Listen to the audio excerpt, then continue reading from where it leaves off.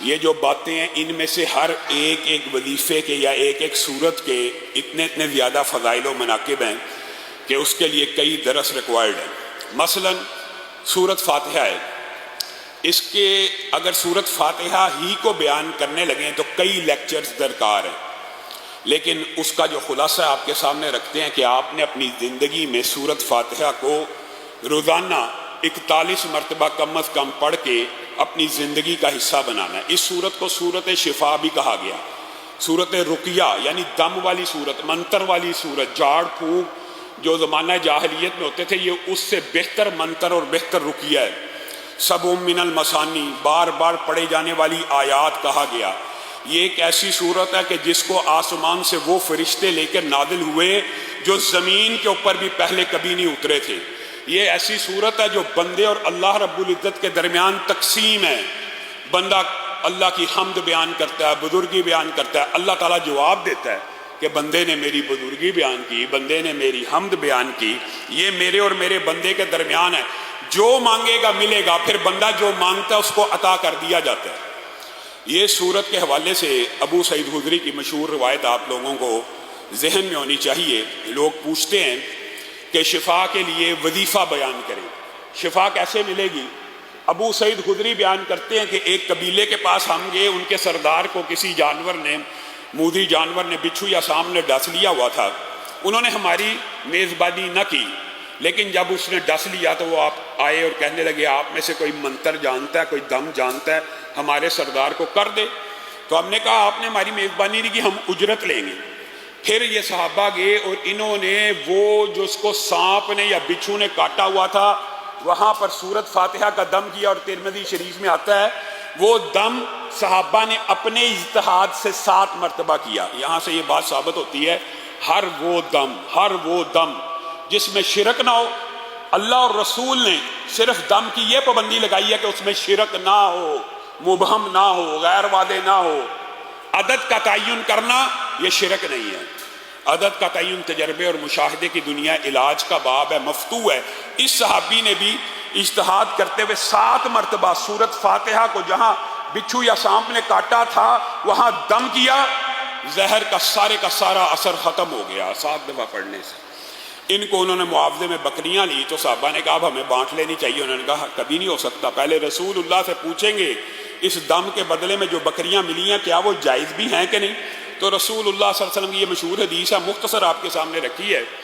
رسول اللہ صلی اللہ علیہ وسلم نے کہا کہ آپ کو کس نے بتایا تھا کہ یہ سورت منتر ہے، یعنی سورت رقیہ ہے، اس کے اندر اتنی تاثیر ہے، بتانے والا تو میں ہی ہوں نا، میرا بھی ان بکریوں میں حصہ رکھو۔ مذاق کیا، دل لگی کی صحابہ کے ساتھ۔ بین اسی طرح ایک اور واقعہ، بھیڑیوں سے جکڑے ہوئے مجنون، مرگی کے دورے کی بات نہیں، مجنون عقل جاتی ہوئی پاگل کے بارے میں حدیث ہے کہ اس کے اوپر بھی ایک صحابی نے دم کیا سورت فاتحہ کا، وہ تندرست ہو گیا، بالکل درست ہو گیا۔ ان کو بھی 100 بکریاں ملی، انہوں نے بھی آ کے رسول اللہ سے پوچھا تھا کہ کیا میں یہ بکریاں لے سکتا ہوں، میرے لیے جائز ہے؟ تو رسول اللہ نے کہا تھا وہ جو باطل جھاڑ پھونک کے ذریعے مال کماتے ہیں تمہارے لیے بہت بہتر ہے کہ تم اللہ کے کلام سے اگر کسی کو دم کرو اور شفا مل جائے تو گویا یہ معاوضہ جو غلط العام ہے معاشرے میں کہ قرآن پاک پڑھانے کا جی معاوضہ نہیں ہونا چاہیے، یہ بہترین معاوضوں میں سے ایک معاوضہ ہے۔ ٹھیک ہے، دین کی تبلیغ کا ایک بندہ افورڈ کر سکتا ہے، وہ نہ چارجز لے، لیکن یہ کہنا کہ علماء ان کو زکوٰۃ نہیں، یہ جی زکوٰۃ کی خاطر یا چندے کی خاطر یا یہ جو قاری ہیں آپ خود غور کریں آپ کے ذہن کے اوپر کیسے کیسے پردے ڈلے ہوئے ہیں۔ میتھمیٹکس کا ٹیچر ہو، سائنس بیولوجی کیمسٹری کا ٹیچر ہو، اس کو آپ ہزاروں روپے دیتے ہیں، قاری کی آج بھی تنخواہ 5000 ہے، آج بھی گھر آتا ہے جاتا ہے، پٹرول افورڈ کرتا ہے۔ یہ آپ کو غور و فکر کرنا چاہیے کہ یہ سونا ہے، وہ آپ کے بچے کو مستقبل کے لیے ایک عظیم الشان کتاب کی تعلیم دے رہا ہے جو اس کی زندگی اور آخرت کو سنوارنے کے لیے ہے۔ یہ تو آپ کے ظرف کی بات ہے، آپ یہ باتیں کرتے ہیں کہ جی اس کے چارجز یہ 100% جائز ہیں، یہ بات یہاں سے سمجھ آتی ہے۔ اور اس کے علاوہ بھی سورت فاتحہ کے حوالے سے بہت سی باتیں ہیں، لیکن ایک واقعہ بیان کر کے، اور یہ ہماری عینی مشاہدہ ہے، ہمارے اپنے کئی نمازی ایسے ہیں کرونا کے مریض اور اس کے بعد بعض کینسر کے مریض، بعض ہمارے دوستوں نے اس سورت فاتحہ کو فجر کے 2 سنتوں کے بعد 41 مرتبہ پڑھنا شروع کیا۔ ایک ہمارے ساتھی تھے، اللہ ان کو گری کے رحمت کرے، ان کو جگر کا کینسر تھا، انہوں نے 41 مرتبہ یہ سورت پڑھنا شروع کی، جگر کا سارا کینسر ختم ہو گیا۔ وہ الگ بات ہے، موت کا وقت مقرر ہے، وہ دوسری بیماری سے فوت ہو گئے، لیکن جگر کا کینسر درست ہو گیا۔ اسی طرح ہمارے ایک دوست تھے عبید الرحمن محسن صاحب نے خود یہ واقعہ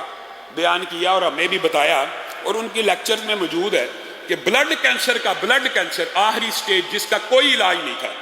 ان کو انہوں نے یہ وظیفہ بتایا کہ 41 مرتبہ سنتوں کے بعد فجر کی یہ پڑھا کریں، تو وہ جو بلڈ کینسر کا مریض تھا جس کو ڈاکٹروں نے کہا تھا بس اب بیڈ کے اوپر چلا جا، اور اس کی شادی میں 6 ماہ کا صرف وقت تھا، انہوں نے کہا شادی نہ کرنا، ظلم کرو گے بچی کے اوپر، انہوں نے ان کو وظیفہ بتایا، آج وہ بندہ اس کے 3 بچے موجود ہیں اور وہ زندہ ہے اللہ کے فضل و کرم سے۔ یہ سورت فاتحہ کو آپ نے اپنی زندگی میں اس طرح پکڑنا، کم از کم 41 مرتبہ، بیٹھ جائیں بیٹا بیٹھ جائیں،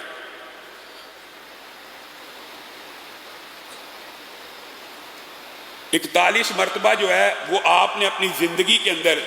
اس کو جاری و ساری کرنا کم از کم۔ اور اگر آپ چاہتے ہیں کہ یہ آپ کے لیے بہت زیادہ مجرب اور فائدہ مند ہو جائے تو ہر نماز کے بعد 41 دفعہ پڑھنے میں بھی کوئی ٹائم نہیں لگتا، لیکن زندگی میں 1 مرتبہ